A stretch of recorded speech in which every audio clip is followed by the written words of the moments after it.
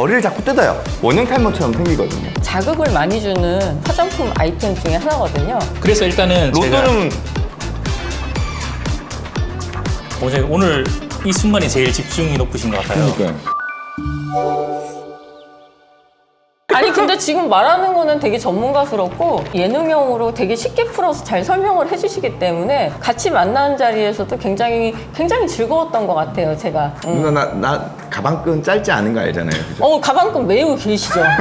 매우 기시죠. 세 번째 질문도 과연 원하시는 대로 되는지 한번 보겠습니다. 27살 남성분이 취업을 앞두고 긴장감과 불안감에 자기 피부를 자주 긁는 습관이 생겼습니다. 면접 당일에는 얼굴과 팔을 반복적으로 긁어 상처가 생겼으며 상처로 인해 면접관들이 자신을 부정적으로 평가할 것 같은 생각에 불안감이 오히려 더 커져서 피부를 계속 긁고 있는 거죠. 상처와 흉터로 인해 자존감 역시 계속 낮아지는 악순환을 겪고 있습니다. 그렇다면 이 환자는 피부 치료보다 정신과를 먼저 가는 게 맞을까요? 맞다면 O, 틀리다면 X를 들어주시면 됩니다. 나 누나 답변 예상돼요. 근데 내가 누나 답변을 맞춰주지 않을 거야.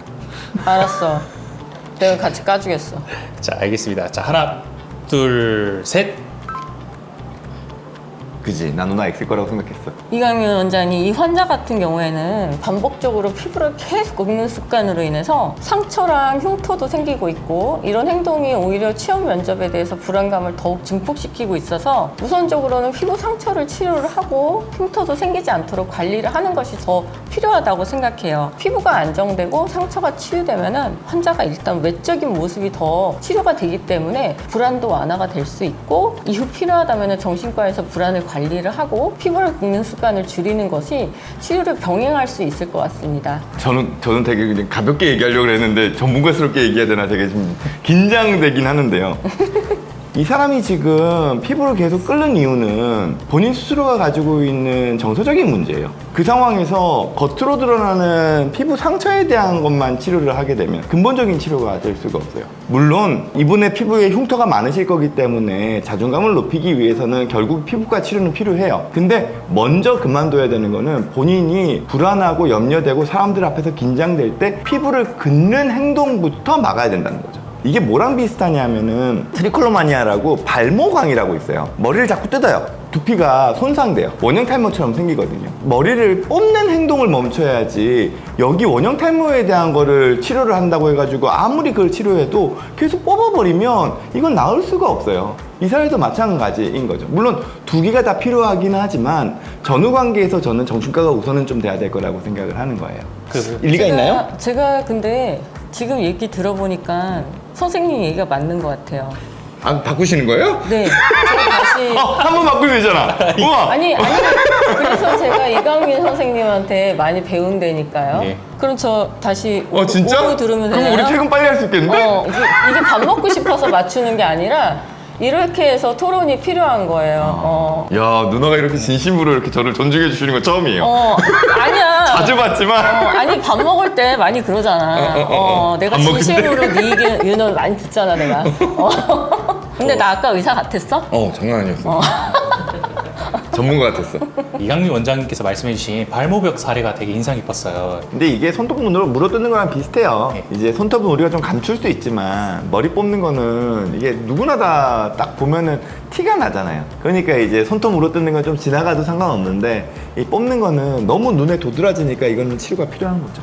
네 번째 사례는 26살 여성분인데요. 타인의 시선에 대해서 나는 좀 완벽해 보이고 싶다, 좀 이뻐 보이고 싶다. 그렇지 않으면 사람들이 자신을 좀 부정적으로 볼 거라는 두려움이 있어요. 아침에 이제 꼼꼼하게 화장을 하고 외출하지만 화장을 너무 두껍게 해서 피부에 트러블과 반점이 생길 때마다 더 진하게 바르겠죠? 그러다 보니까 피부 트러블도 되게 많이 일어났는데요. 당장 피부가 되게 안 좋은데 정신과를 먼저 간다 생각하면 O, 피부과를 먼저 가야 된다 생각하면 X를 해주시면 됩니다. 하나, 둘, 셋. 20대 중반의 여성분한테 진짜 중요한 거는 외모적으로 어떻게 보이는지에 대해 가지고 신경을 쓸 수밖에 없는 나이죠. 불안, 정서적인 문제는 아직까지는 이 나이대의 여성분이 누구나 다 공감할 수 있는 영역대에 있다고 생각을 해요.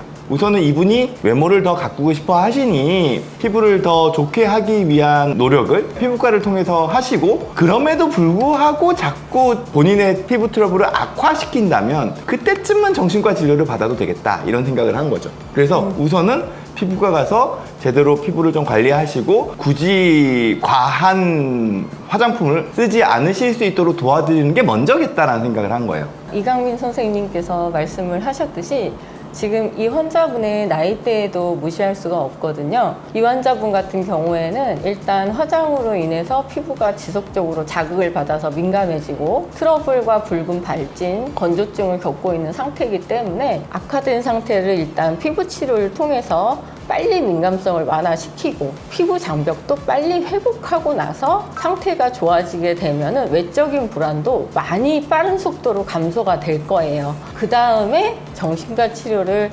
병행하다 보면은 불안도 감소될 거기 때문에 피부과 치료를 우선하는 게 훨씬 더 좋다고 생각합니다. 제가 어줍지 않게 이렇게 계속 두서없이 한 얘기를 누나가 깔끔하게 정리를 해주셨네요. 일단은 우리가 이제 지금 일치되는 답변이 3개가 다 나왔어요. 그렇네요. 그래서 일단은 제가 로또는- 여기서 바로 해서 깡 나오면 처음 실망할 거잖아요. 해봤어요. 누구든 나오면 반띵이야. 네. 어? 아 진짜? 어. 누구든? 어. 아, 오케이.